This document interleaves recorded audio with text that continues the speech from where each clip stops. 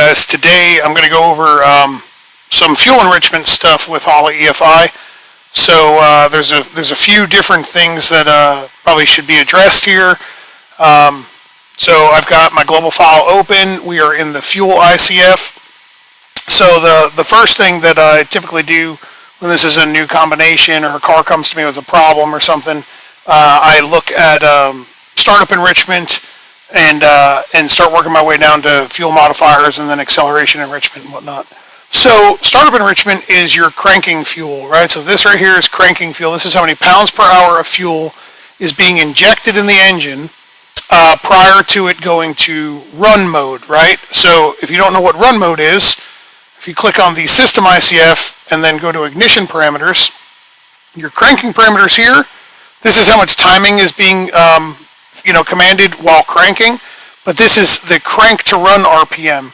So as long as you are 399 RPM and under, and that also includes zero or sinking, that's how much timing is being commanded.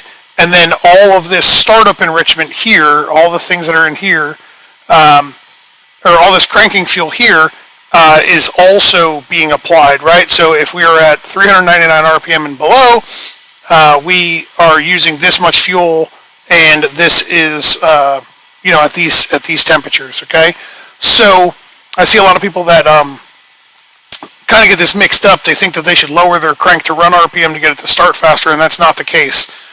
So this is how much fuel is being injected while cranking.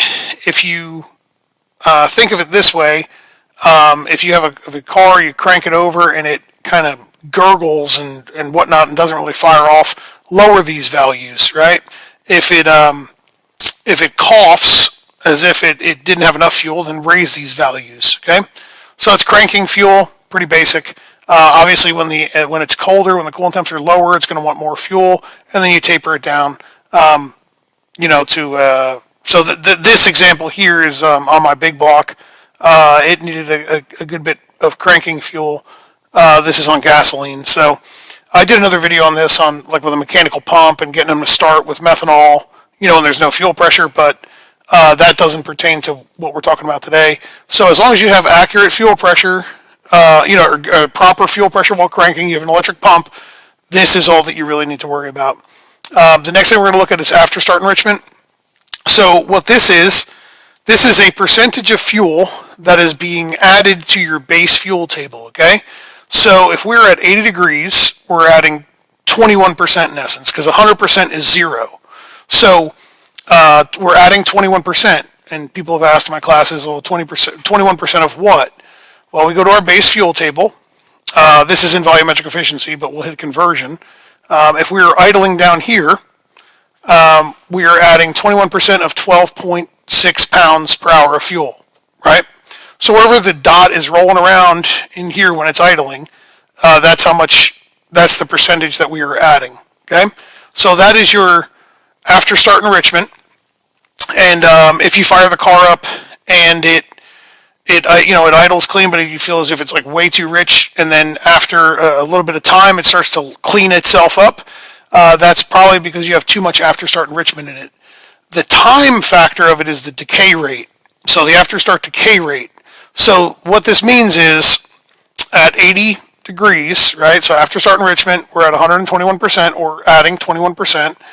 The decay rate there is 7.8 seconds in this global file. So for 7.8 seconds, once it reaches 400 RPM and above, it's going to add 21% for 7.8 seconds. And then after 7.8 seconds, it's going to stop doing that.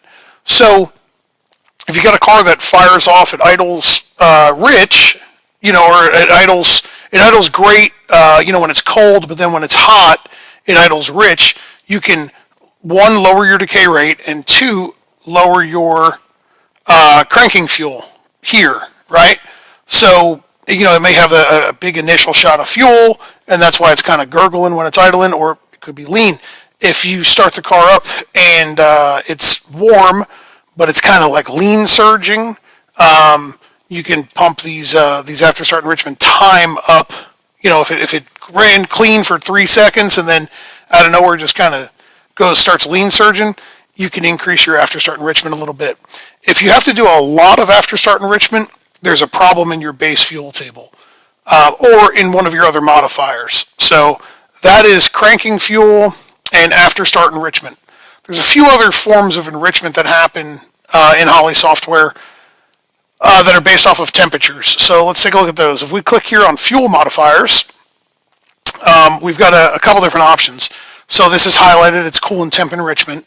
This is a percentage that it is adding no matter what we have in startup enrichment, right? So after start enrichment means nothing. It doesn't make any difference. This could all be 100%, and this is still going to add whatever we have here, okay?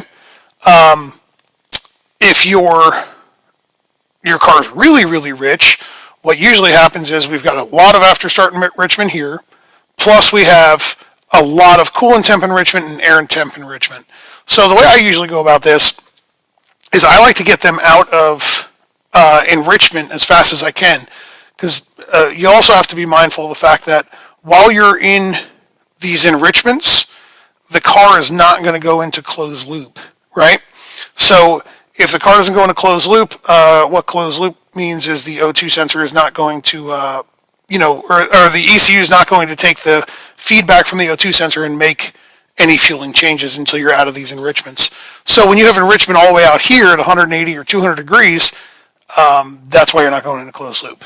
So this again is a percentage. 100 means 0, and then if it's below 100, it would be removing. And then if it's above 100, it's adding. So this right here in this cell at 100 degrees is adding 5%. Once we get to 120, it's at 0%.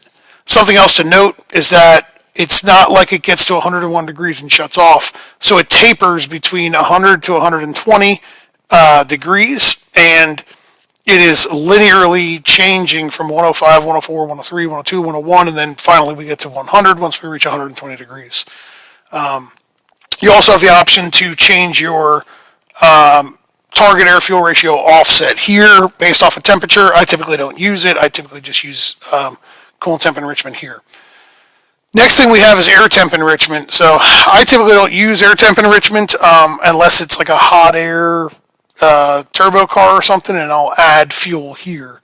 So when it starts getting warm, but once the air starts getting warm.